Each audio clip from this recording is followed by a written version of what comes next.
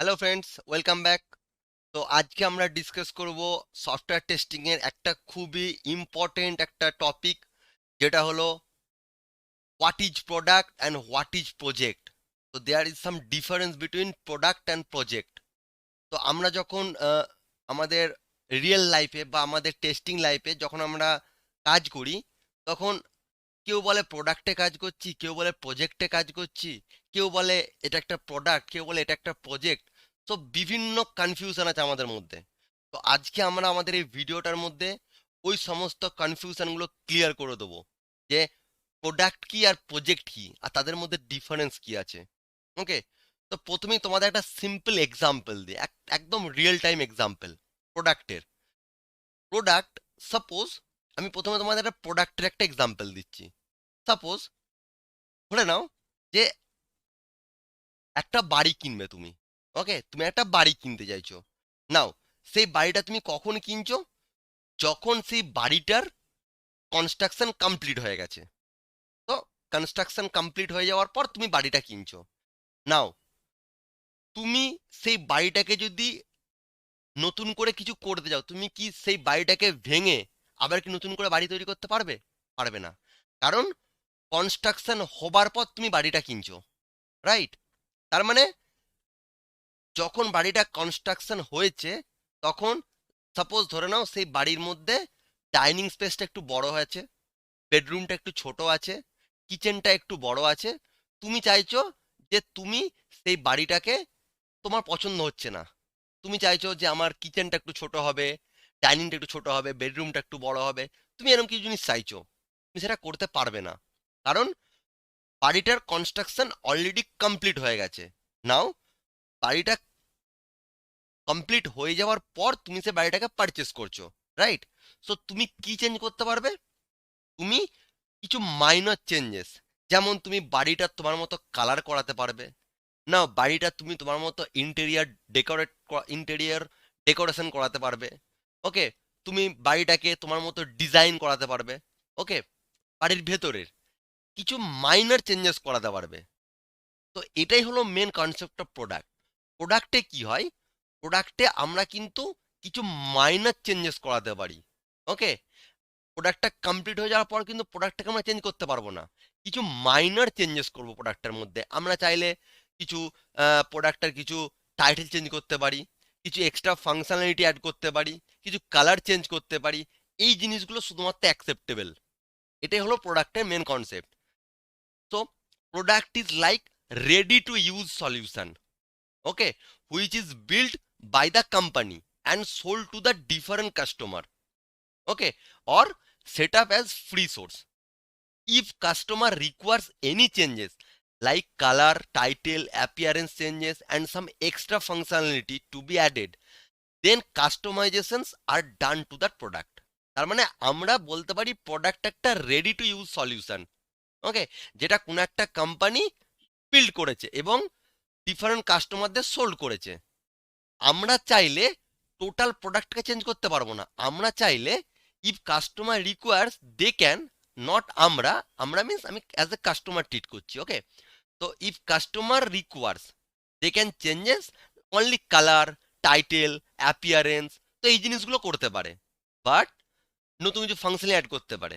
ওকে। তো এই কাস্টমাইজেশনগুলো they can done to the product. তো এটাই হলো মেন প্রোডাক্টের কনসেপ্ট। ওকে। নাও, এবারে আসছে আমি প্রজেক্টের কনসেপ্টে। What is project? Now, project মানে আমরা, আমি যে তোমাদের রিয়েল টাইম এক্সাম্পলটা দিলাম, যে আমরা কোনো বাড়ি তৈরি করতে চাইছি বা আমরা কোনো বাড়ি পারচেস করতে চাইছি। ওকে। তো যদি আমরা সেই বাড়িটা কনস্ট্রাকশন হওয়ার আগে যদি পারচেস করে নিই, কিরকম? সাপোজ বাড়ির কোনো একটা বিল্ডার আছে, সে বিল্ডার একটা বাড়ির প্ল্যান দিয়েছে যে বাড়িটা এরকম এরকম ভাবে হবে। নাও, সেই বাড়ির প্ল্যান ওয়াইজ আমি বাড়িটা কনস্ট্রাকশন হওয়ার আগে বাড়িটাকে পারচেস করে নিলাম। ওকে। দেন যদি বাড়িটা কনস্ট্রাকশন শুরু হওয়ার আগেই যদি পারচেস করে নিই, তাহলে কিন্তু আমি আমার গাইডলাইন্স ওয়াইজ বা আমি আমার রিকোয়ারমেন্ট ওয়াইজ বা আমি আমার স্পেসিফিকেশন ওয়াইজ কিন্তু আমি চেঞ্জেস করাতে পারি। আমি তখন আমার বিল্ডারকে বলতে পারি, যেহেতু আমি বাড়িটা অলরেডি কিনে নিয়েছি, তো আমি বাড়িটাই চাইছি আমার বেডরুমটা একটু বড় হবে, কিচেনটা একটু ছোট হবে, ডাইনিংটা একটু বড় হবে। আমি আমার রিকোয়ারমেন্ট ওয়াইজ কিন্তু বাড়িটা চেঞ্জেস করাতে পারি। এটাই হলো মেন প্রজেক্টের কনসেপ্ট। ওকে, সেই জন্য আমি কি বলেছি, যে project is taking requirements from customer to build a solution. The requirements are gathered from a particular client. Okay, তো project is taking requirements from a customer. এখানে ধরে নিচ্ছি আমি কাস্টমার, আমার কাছ থেকে রিকোয়ারমেন্ট নেওয়া হচ্ছে এবং একটা সলিউশন তৈরি করা হচ্ছে। আমি বাড়িটা কিনেছি, আমার কাছ থেকে রিকোয়ারমেন্ট নেওয়া হচ্ছে, তার উপরে কাজ করা হচ্ছে। তো the requirements are gathered from a particular kind. Okay, রিকোয়ারমেন্টটা কার কাছ থেকে আসবে? পার্টিকুলার কোনো একটা ক্লায়েন্টের থেকে। তো এটাই হলো মেন কনসেপ্ট অফ প্রজেক্ট। তো আই হোপ তোমাদের কাছে এখন প্রজেক্ট আর প্রোডাক্টের কনসেপ্টটা ক্লিয়ার। আমি যদি প্রোডাক্টের তোমার একটা এক্সাম্পল দিই, একটা নর্মাল যদি একটা এক্সাম্পল দিই, যেমন ধরে নাও আমার আমার যে গুগল, ওকে, সো গুগলের নিজস্ব প্রোডাক্ট কি আছে? জিমেল, যেমন গুগল ড্রাইভ। তো গুগল কিন্তু এগুলো নিজের মতো চেঞ্জ করতে পারে। গুগল চাইলে আজকে জিমেলের লেআউট চেঞ্জ করতে পারে, এর জন্য কিন্তু গুগলের কোনো কাস্টমার নেই বা গুগল কারো কাছে পারমিশন নেবে না। গুগল নিজের প্রোডাক্ট, তোমার হচ্ছে জিমেল, হ্যাঁ, গুগল ড্রাইভ, এগুলো কিন্তু গুগলের নিজস্ব প্রোডাক্ট। নাও এরপর যদি আমি প্রজেক্টে তোমাদের একটা এক্সাম্পল দিই, যেমন আমি ধরে নিচ্ছি যে কোনো ধরো লেটসে কোনো ব্যাংকিং প্রজেক্ট, লাইক যেমন আইসিআইসিআই, এইচডিএফসি। ওকে, তো এগুলো হলো ব্যাংকিং প্রজেক্ট, এগুলো ব্যাংকিং এর প্রজেক্ট। যেমন ই কমার্স প্রজেক্ট, যেমন ধরে নিচ্ছি আমি ফ্লিপকার্ট, ওকে, দেন বিগ বাস্কেট। সো এগুলোর কিন্তু স্পেসিফিক ক্লায়েন্টস আছে, সেই জন্য এগুলো প্রজেক্ট, রাইট? এগুলো প্রজেক্ট। নাও এখন আই হোপ তোমাদের কাছে এখন প্রোডাক্ট এবং প্রজেক্টের কনসেপ্টটা ক্লিয়ার, যে হোয়াট ইজ এক্স্যাক্টলি প্রোডাক্ট আর what is exactly project. Okay, now এবারে আসছি আমি কিছু main difference between product and project. কিরকম? প্রোডাক্টের ডিফারেন্স কি বলতে পারি? Requirements gathered from market survey. Obviously requirement gathered from market survey. Second, end user are more than one. কারণ আমি প্রথমে এক্সাম্পলটা তোমাদের প্রোডাক্টের কি দিলাম?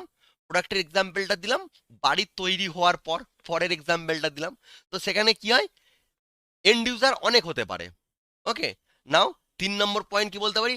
Develop the application for global clients. Global ক্লায়েন্টসের জন্য আমাদের অ্যাপ্লিকেশনটা ডেভেলপ করতে হবে। তো এইগুলো হলো মেন প্রোডাক্টের ফান্ডা। এরপর প্রজেক্টের মেন ফান্ডা কি বলতে পারি আমি? যেমন requirement gathered from a particular client.